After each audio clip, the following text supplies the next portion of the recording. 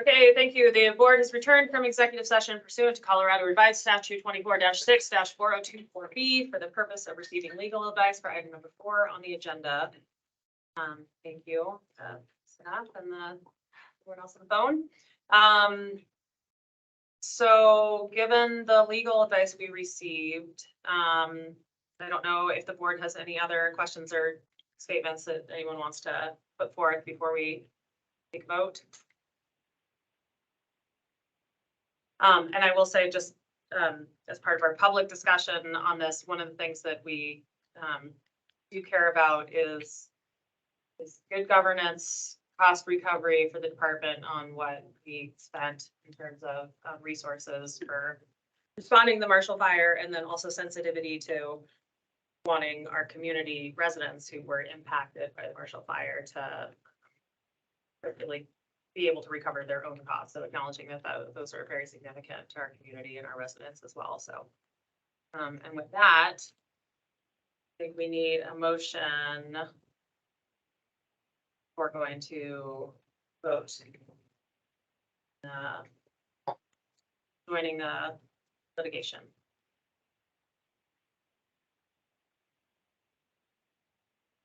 This is Brooke, and I will move that we approve resolution 2023-02, a resolution improving, oh, sorry. I'm on the wrong one. We don't have one. So I move that we vote to join the Marshall Fire litigation. And I second. Motion and second, all in favor? Aye. Aye.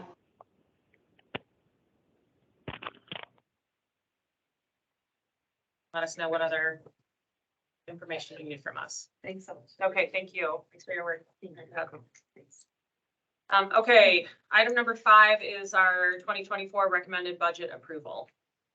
Okay, thank you. Today, we are going to present the updated 2024 budget resolution and provide a little bit of a preview of some of the work that we'll be doing, especially in the next few months, to adjust to recent budget changes. And in the interest of time, I'm going to turn it straight over to Catherine. Hi, I'm Catherine Palmer. I am your Director of Admin and Finance here at Boulder County Public Health, and I use she, her pronouns. So like Lexi said, we are going to review some slides in the hope to seek your approval for Resolution 2023-03, which ensures a balanced recommended budget for 2024. So go to the next slide. Real quick, just want to acknowledge the budget calendar, overall timeline, and where we are in the process. You can see the green diamond acknowledges that we are in December and looking at the Board of Health adopting this recommended budget. Next slide.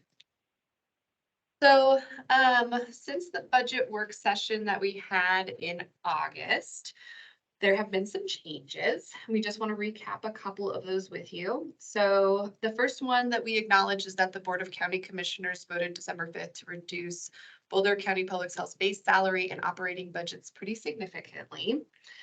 The budget resolution that we will be providing to you today will reflect that cut, as we are required to present a balanced budget. We are working quickly to implement budget reductions related to operation salary savings, identify opportunities to increase revenues, and develop a proposal for program staffing reductions by March.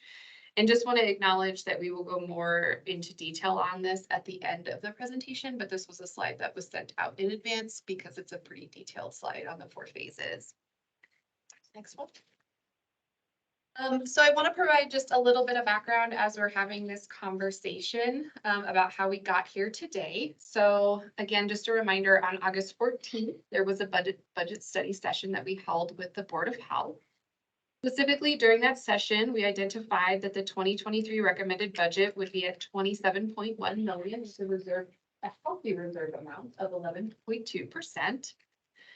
Then on November 9, 2023, the Board of County Commissioners announced a cut to the proposed county salaries and operating or base budget for Boulder County Public Health, which went from 9.3 million to 7 million flat. And then on November 16th, we met with you all at the Board of Health to discuss and update you on this development. To address this, the county funding decreased to our overall budget in a short turnaround. The fiscal staff focused on key impact areas to help hold the burden of the cut. And I just want to identify some of those areas and where staff came together, not only in the finance department, but across the department to help assess this. So we did a thorough review of telecom and IT numbers to shift costs or eliminate expenses.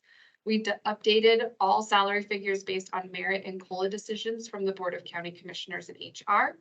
We did a slight state increase to vital records per a recent state announcement.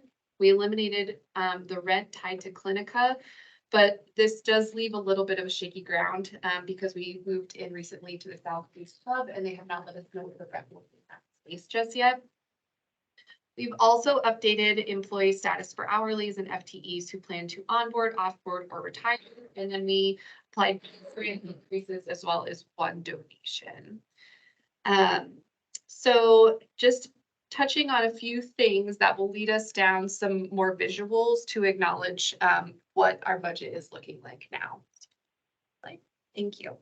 Okay, so this is our revenue and expense sheet. And looking at this, the majority of the variances, if you look to the far right, just want to acknowledge that you're going to see a negative change in those on that column.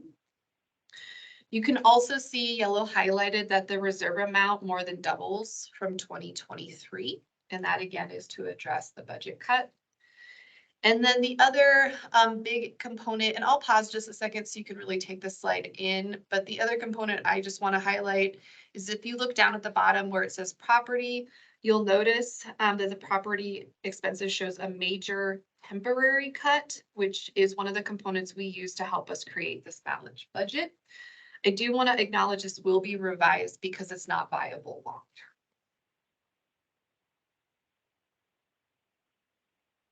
I'm going to move to the next just to stay with time. Thank you. Okay, so this is another visual to provide on the funding sources here. This just lays out the revenue funding sources that we have in Boulder County Public Health, acknowledging the smallest to the highest funding source that we receive. So the total estimated revenue for BCPH in 2024 is 22.2 million, which is roughly a 3.1 million decrease from 2023 revenue estimates. You'll notice that the state funding is the highest funding source for BCPH in 2024. The other thing we want to acknowledge, and I might have Dahlia go back one slide in just a second, but again, is the federal amount has gone down significantly. Here on this, you can see it's at 3%. And that is tied to, the biggest one we saw was the shutdown of the ELC grant, which we were already expecting. And this grant covered a significant portion of communicable disease epidemiologist work. And it'll tie to another slide we're going to see in just a second. But if you can go back really quick. So again, if you can see where federal is, it's right below the state amount. And you can see we're at 575. So before, right at the start of COVID, you see us at 214. And then we go way up in terms of the federal, because that's when all the money passed through and came to us. And now you can see we're coming back down. Okay. Okay, so one more data source that we wanted to just illuminate and share with you before the budget cuts. When we first met with you in August with our initial estimates for 2024, you can already see where we're planning for the FTE to start coming down. So you see the 175. And then when we wrapped up this and we did some data analysis and just cleaned up our figures, our final overall is going to be 171 is what we're looking at. And again, that's before we've made any major cuts. We just wanted to acknowledge this because we know that going into next year that there is a possibility that we will need to cut FTE. So we want to show you where we were looking to before that occurred. Sorry, just to clarify, Catherine, so the chart below is not in response to recent funding changes. This was already what you all had been discussing. And that aligns, again, back to the federal, when we looked at that with the ramp down of the federal funds that we saw coming in. Got it. So this was previously planned. Okay. So, we're gonna do a quick walkthrough of the resolution. So let me go back. Okay. So staff are seeking a board adoption of resolution 2023-03, which formally established a balanced 2024 recommended budget for Boulder County Public Health, with the understanding that a budget amendment will be presented spring of 2024 to acknowledge further strategic budget cuts and funding shifts. For this round, to ensure that we were able to get to a balanced budget and present it to you today, and while maintaining a 5% fund balance level, we increased the expected pull from reserves by 1.37 million, totaling 2.97 million, and potential programmatic cuts of 316,000. So I'll just illuminate that a little bit more on the document. Again, you can see where it says planned reserve funding. We were already expecting to need to pull 1.6 million out of reserves before the budget cuts occurred. To ensure that we stay at 5%, which we are statutorily required to stay at 5%, which I also just want to acknowledge having serious concerns about that level because it is well below a healthy fund balance.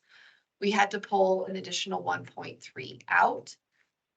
If we had pulled more out, we would be under 5%. So then we had to take a deeper look at programmatic cuts that we could possibly make. And that's where you'll see that double line under total revenues, because it's not a revenue, it's a cut. So 316,000 also had to occur just to present this balanced budget to you for 2024.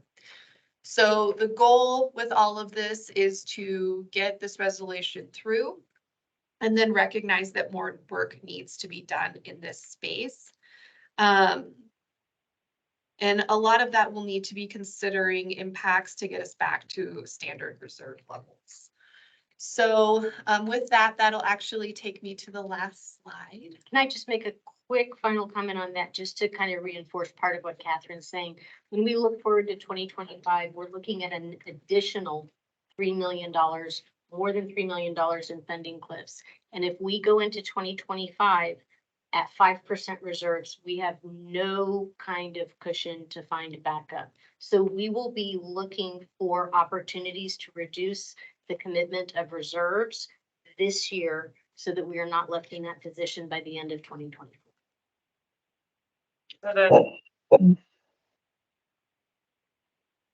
The 1.37 that you put into that as additional reserves to cover, that will take us down to the line of 5%. Yep. Which we are required to keep reserve based on state statute. And that we are looking at 1.37 through additional programmatic cuts in the first quarter, or to identify those in the first quarter. First to second quarter. And to refresh my memory, I think we had discussed before, what was the healthy reserve? Was it 11%? Standard for government entities. And it can go higher than that, Brooke, just a little bit of knowledge in that space. We've been working with our cohorts across Colorado, and we know of other agencies that keep a 15 to 20% fund balance. That was going to be my question, Catherine, is just what is the sort of a standard, if you will, across public health agencies in the state? So thanks for that. Collect all of that data and give you a rough analysis of what we're seeing across our other LPHAs. Okay, so if you go to the next. Okay, so then talking about the work that needs to be done, and this is the detailed document that we did share out with you in advance. So I'm just going to highlight a few things in here, again, recognizing time and where we are with everything. So what you'll notice is we have 4 phases within the document. And heavy lifts are really going to occur in phases 1 and 2 and already have started a little bit. So phase 1 is that planning and initial review where we're confirming funding cliffs, gathering internal proposals, and working with the Office of Financial Management to determine stronger access and utilization of financial system functions. And just at this time, I didn't take a moment earlier, and I apologize. Desiree Kazarjian is sitting next to me, and she's our finance manager, and she has been an amazing asset in terms of collaboration and partnering with the Office of Financial Management, and really expressing the concerns that we've had to be able to connect in that space. So we're already kicking that conversation off, and we appreciate Ramona, the CFO, reaching out to us to start that conversation as well. So we're excited for where we're about to go in that space, and phase one will really help initiate that. So phase two is when we're really looking at beginning that strategic budgeting work, and that will take us into March. So you can see there, we're gonna analyze the books after they close for 2023, which will show us where we ended up. We'll engage with planning with other departments and partners to identify efficiencies in duplication and critical programming, which has been another component that the Board of County Commissioners requested of us. We're also going to be monitoring federal and state budget changes for impacts on grants and new matching requirements. And we'll present the current budget state and plan reductions to you, as well as the Board of County Commissioners, to ensure alignment of intentions and expectations. Phase 3 will be in April. And that's where we'll be looking at 2024 operational budget approval and prep for 2025. And that's where we'll present a lot of those critical changes and the work that we've conducted to acknowledge all the considerations that we went into to help hopefully get us in a better spot. And then you'll see phase 4 is where we try to get and create a little bit of a new normal. So that will be the study session that we typically hold with you, as well as any late budget adjustments that need to be made.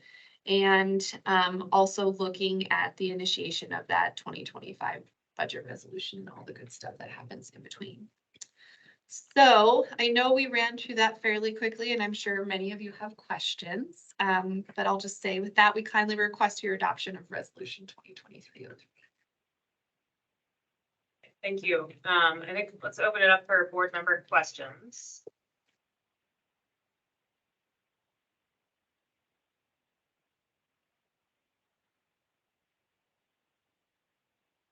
Are there any questions? Morgan, this is Lindy. I do not have any questions. I want to say thanks, Lexi and Catherine, for supporting me and walking through the detail in advance of this meeting. And I have nothing else to ask at this point. Yeah, agreed. Thank you for thoughtful responses to all of my questions. I feel pretty comfortable about this now. We are kind of in a bad position. We have to pass a balanced budget. And I think that what you have proposed is a strong way forward. And it'll be a rough first quarter, but I look forward to hearing from you all in Q1 with a more solidified plan. Yeah, and I'll just corroborate, Brooke, everything you just said. I wanted to specifically, Lexi, thank you, and Catherine, for the grace that you've had around this very unideal process and timing. And you have put forward, I think, the best path for us, given the timeline that we're under. And then secondly, I do want to say that, and I know we're all on the same page here, which is we recognize this reserve level is not sufficient. And so I'll look forward to the process that you've laid out here to get us to a healthier reserve number, recognizing that some tough decisions are going to have to be made as a result.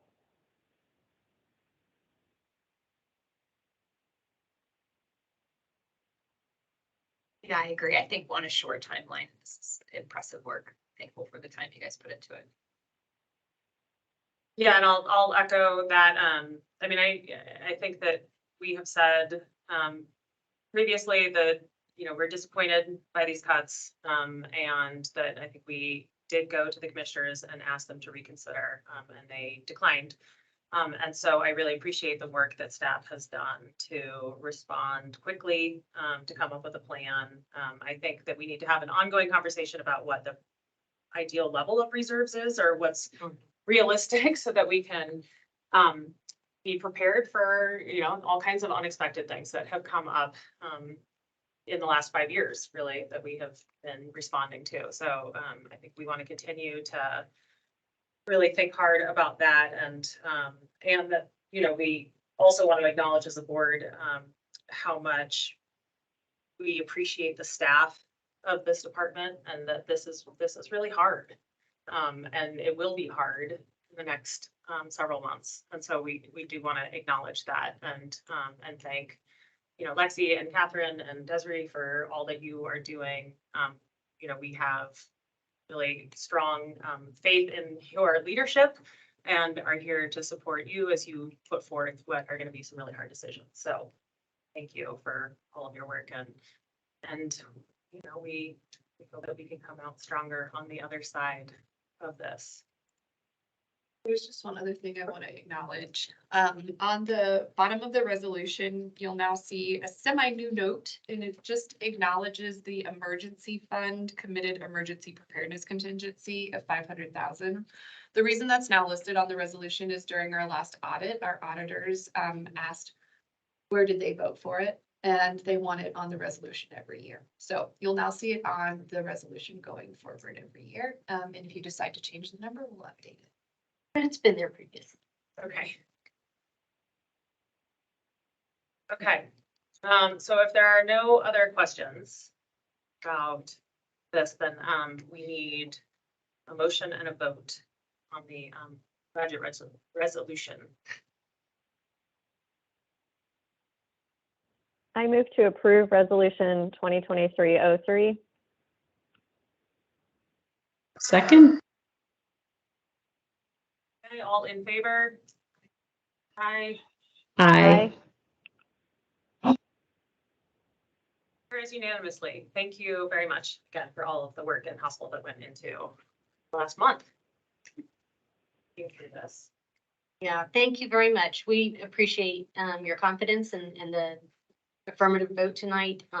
There's a lot in front of us, but we also feel like we're on the right track. And I do want to give a little extra shout out to our whole management team has been involved in these conversations, and it's taken a lot of time, and we've got other folks involved. Sean's been involved.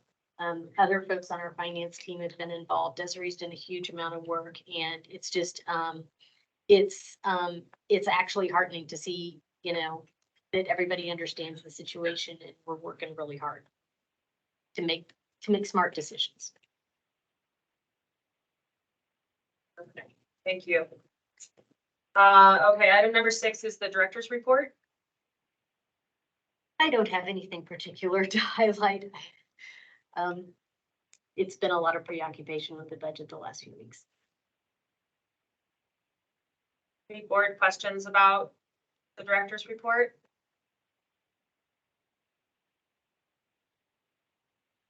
Okay. None this week. No, I just want to acknowledge all the hard work that's gone on outside of this situation around the budget, and I really appreciate the staff continuing to focus on what we need to focus on and our priorities. So thank you for that. Okay, item number 7, old and new business. Okay, just a couple of things. I'm sad to report we've had 8 COVID deaths in Boulder County in November.